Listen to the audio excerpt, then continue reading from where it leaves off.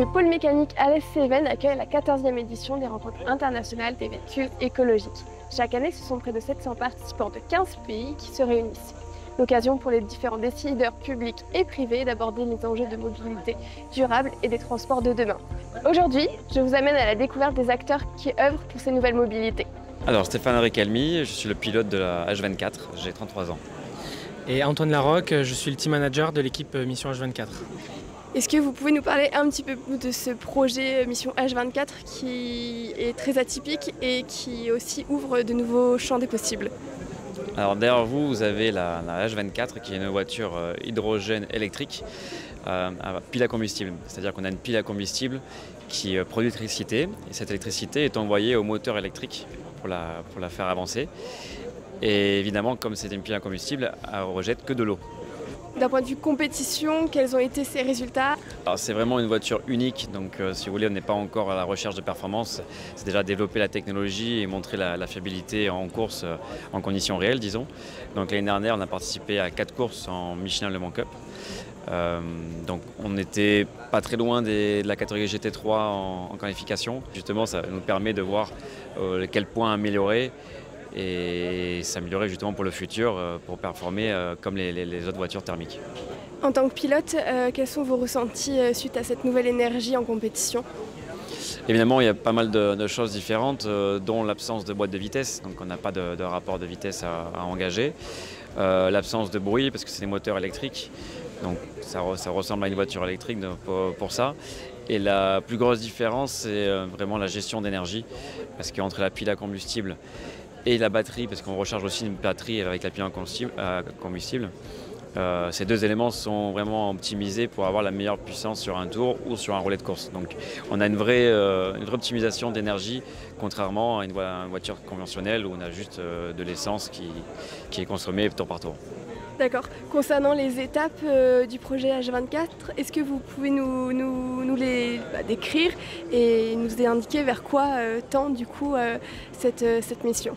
Ouais, c'est un projet déjà qui a commencé en 2018 avec l'ACO et Green GT, qui a été rejoint au fur et à mesure du projet par des partenaires comme Total Energy, Plastic Omnium, Symbio, Richard Mille et les autres. Le but, ça a été de développer un prototype pour les futures catégories en endurance électrique hydrogène.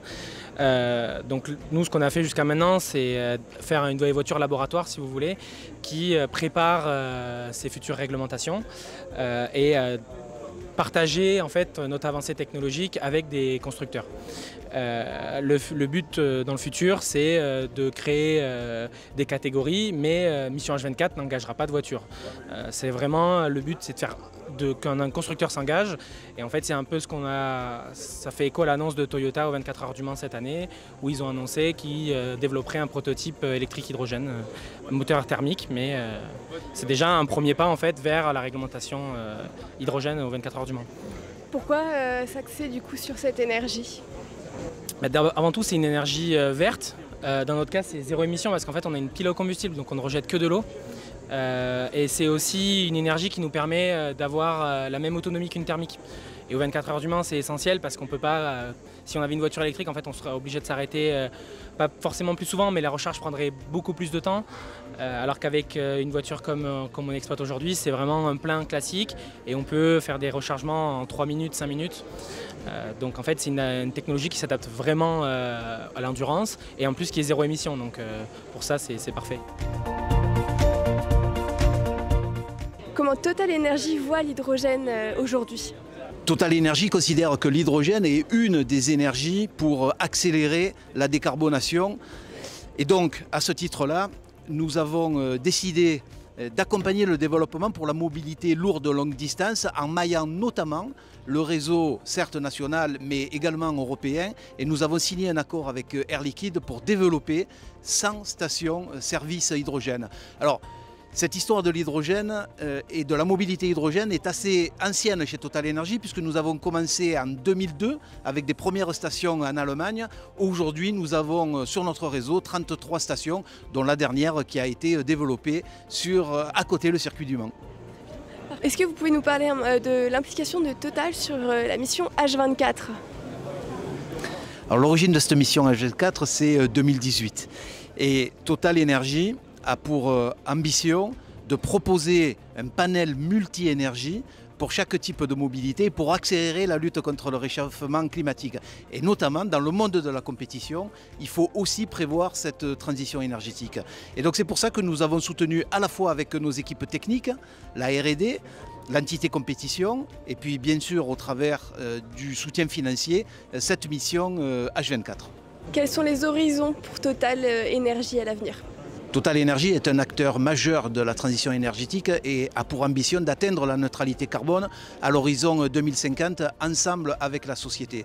Et c'est pour cela que nous avons décidé de proposer toutes les possibilités énergétiques décarbonées pour lutter le plus rapidement possible contre ce réchauffement climatique.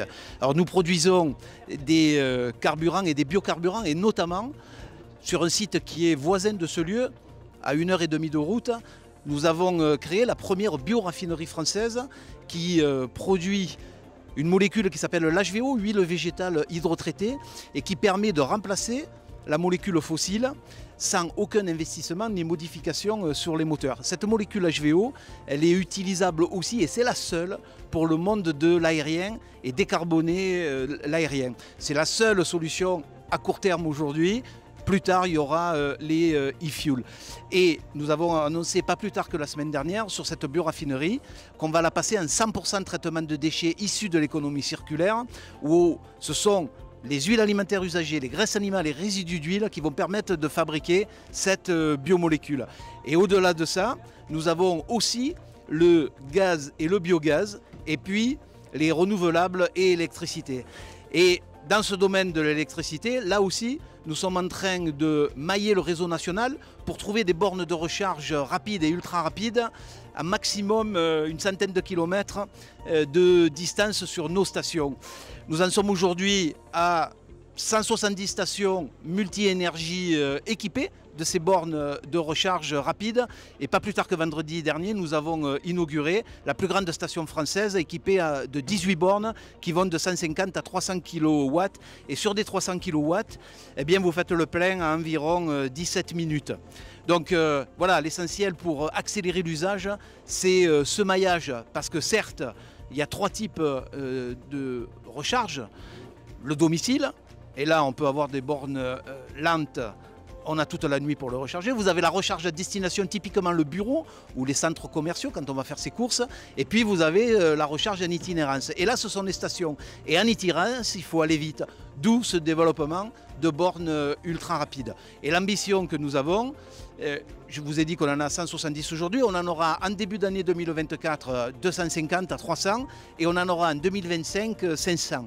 Et avec 500 stations, on aura ce maillage avec 100 km de distance maximale entre deux stations.